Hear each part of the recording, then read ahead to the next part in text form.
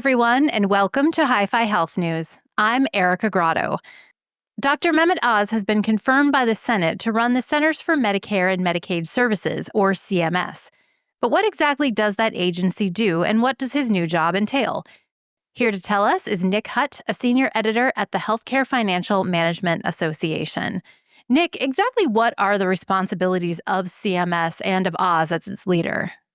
It oversees Medicare and Medicaid, which combined offer healthcare coverage to roughly 145 million Americans. And in a nutshell, what the agency does is set the payment rates that go to the hospitals, doctors, and other healthcare providers for the services they provide to people who are enrolled in Medicare and Medicaid. And it sets many related policies that accompany the payment rates. All of that is done under broad guidelines put forth by Congress, but it's up to CMS to fill in all the details within those guidelines. And Dr. Oz will be leading that effort. So what are some of the hot issues in Medicare right now?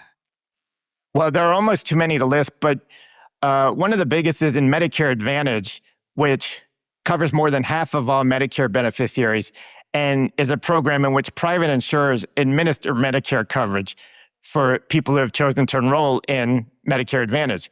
And there's kind of a tug of war that's going on because Oz and others in the Trump administration are fans of Medicare Advantage.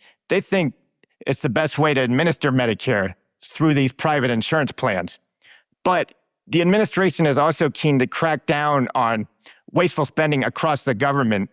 And Medicare Advantage, many observers would say, has its share of wasteful spending. So there's a bit of a tightrope that Oz is going to look to navigate there. We had a recent podcast episode talking about Medicaid and what Medicaid is for. What do you see happening in Medicaid right now? The GOP thinks it's important to cut Medicaid spending in order to fund other priorities, such as continuing tax cuts.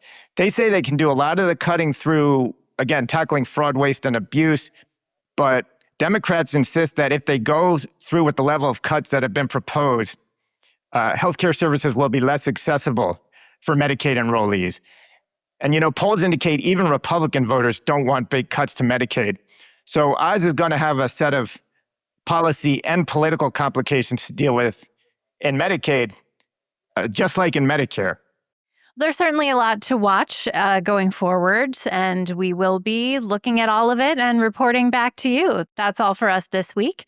I'm Erika Grotto for Hi-Fi Health News. Thanks for watching.